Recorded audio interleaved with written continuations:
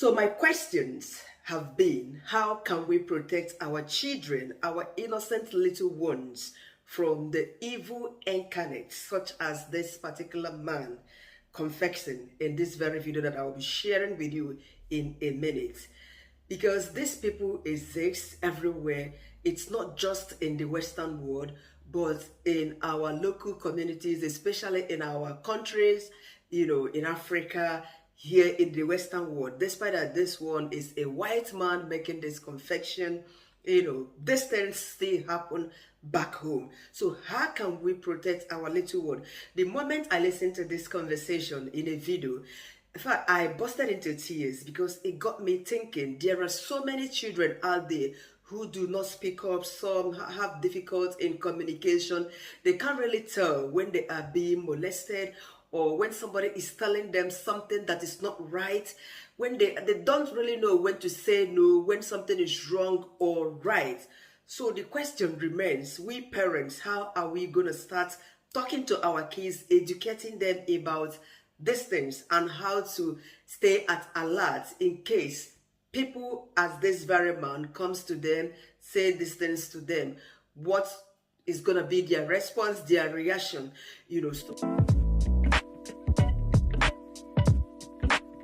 So why am I sharing this very short clip that you are about to watch right away?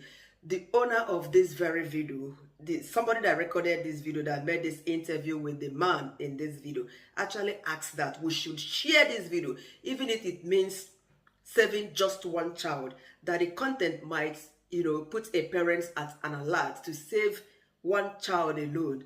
It is something worthwhile. So this is why I'll be sharing this video. I take permission from you, just like you have asked to share. So I'm going to include it in this content for everyone to watch, especially parents in the Western world, parents in Africa. Watch this video and then guide your children meticulously. This video might save your life or someone else's. Trigger warning, you're about to hear from a child predator on how he selected his victims. But if this video can save even one person, it's worth posting. How did you get them alone? Grooming. I would check out their family situation. I would check out their clothing to see how well they were, financially. I would check out their social interaction with other kids. When we were on the ballparks or on the gym floor, I would make sure which ones I wanted to molest. I would give them special attention, congratulate them, talk to them when I know that I would never be allowed to talk to anybody else. Aside from everybody, I would give them the attention that an official is not supposed to give anybody. And it made them feel like, wow, he's paying me attention. It is a direct form of grooming. Were there certain characteristics that you looked for in children before molesting them? In children, yes, but more I also looked at their families. If I thought the father was a threat, I would not approach the child. If I thought that the child had friends that he would tell, I would not approach him. If I thought the child had friends that were in the same capacity he was, I would approach him. For the simple fact that if I could molest him, I could lure him into believing, grooming him into believing that he would enjoy it. And therefore, I could manipulate him into having his other friends come and be molested by me as well. So perhaps a child that doesn't really have a whole lot of friends, maybe not really a strong family, things like that. Yes, no spiritual values, weak in education, needs help in many ways, even from split parenting, has a mother who may be having problems with the family, well, here comes superhero in to help out, wow, well, thank you very much. No problem. You ever need me to take them away for the night so you can have a night out? No problem. All right, guys, so you have heard it from this very man, a child predator. You have heard all he confessed here. There are points I want us to touch. how he gets these children. Remember, he was, emphasizing on the pronoun he, not even she. That means he was just after our little boys. In all he was saying, he was just using the word he. And he made a point that he grooms these children. He gets his victim by grooming. First, he would look at the family situation. He would look at the parents, if the parents, especially the dad, if the dad is not a tough type, and then he would strike. And again, he would also look at the child and see if the child in question needs help in any form, Now, if you come to abroad to live, don't just bring yourself, don't just let loose. Present yourself as a beggar, as a hungry person. You paid your flight fare, your visa fare, you know how much that is in Naira, in whatever currency your country is using. You converted all those currency you paid to come into this country. Don't come here and leave your children. They start looking like beggars, hungry people. They go to school. You see, the days your children cannot eat the school dinner, don't force it on them. Okay? Clothes are so expensive, are so cheap in Obodo Oyibo, in the UK precisely. Clothes are nothing, especially school uniform. Don't make your kids look tattered to school. Like now, it's summertime. There are certain wears they put on during summer. Don't wear them one particular uniform from Monday till Friday. You are wearing them one shirt. Buy 5. Usually, these things comes in a pack, or they say 3 in 1. 3 for what? I don't know. Do you really understand where I'm going? Clothes are so cheap here. Have varieties. Don't make them look tattered. Don't make them look hungry. They want to eat everything. They want to go for the leftover. When your child tells you, I don't like this particular meal, don't force your child to eat that. Give the child a packed lunch, which is very affordable. All these things you buy, no matter the number of kids you have here. Hence, you are working, even if it is part-time, food are cheap. The man said he look out for a child that needs help in any form, and he would appear to be the Messiah, by assuring the child that he can provide all the help the child needed. Can imagine. Secondly, he mentioned a child that has no spiritual value. You see, all these things we teach our children, especially being religious or whatever religious value as in Africans, you see how important they are. They are not just words. These people know whomever that is doing evil understands the importance of being spiritual, being religious in a way, religious value, spiritual values.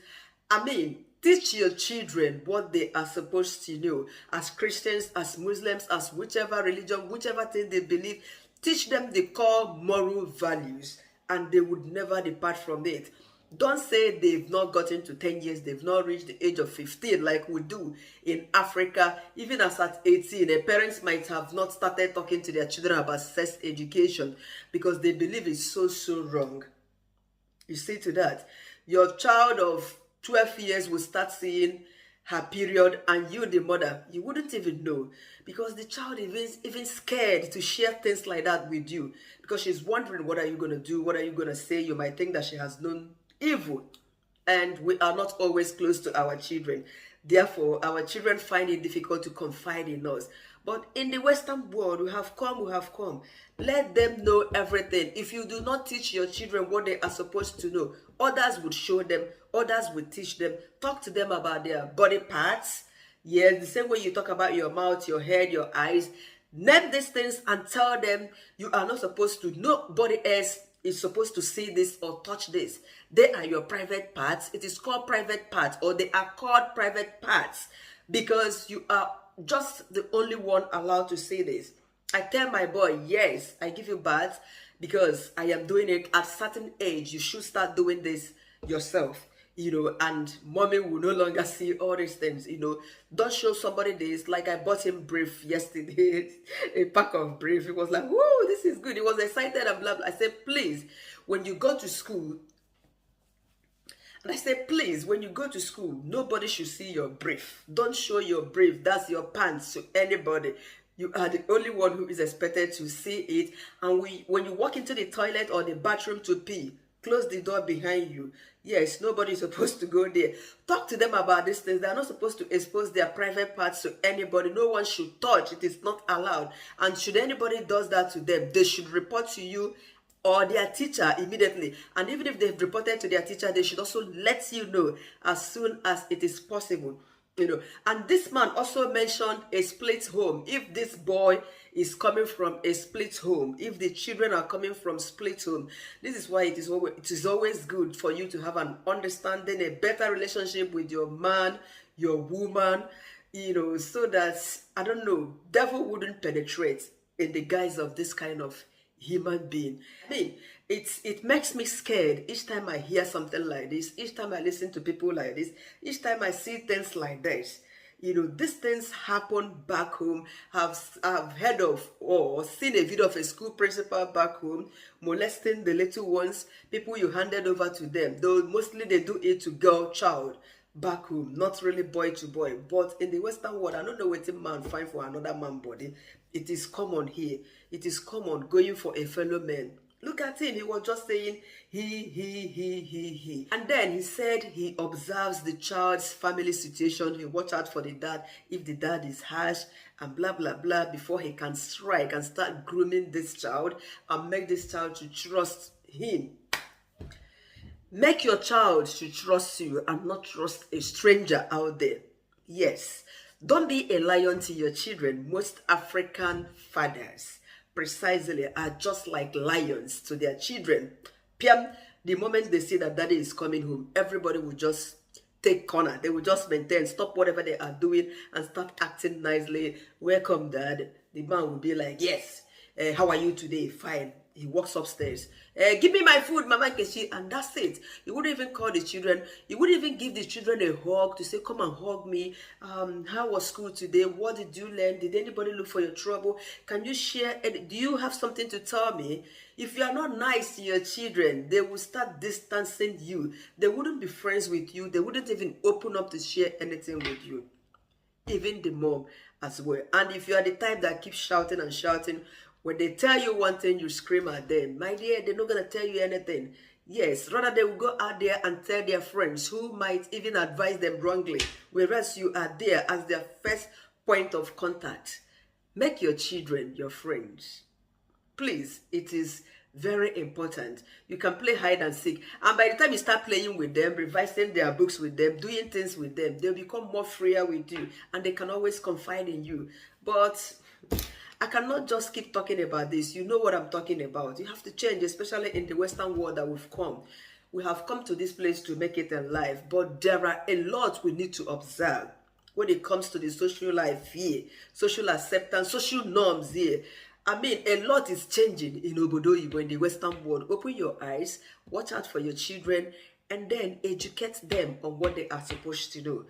Guys, thank you very much for watching this video. I really appreciate it. I wouldn't say like this video because this one, bad news. But if you like, you can like it. Bye-bye.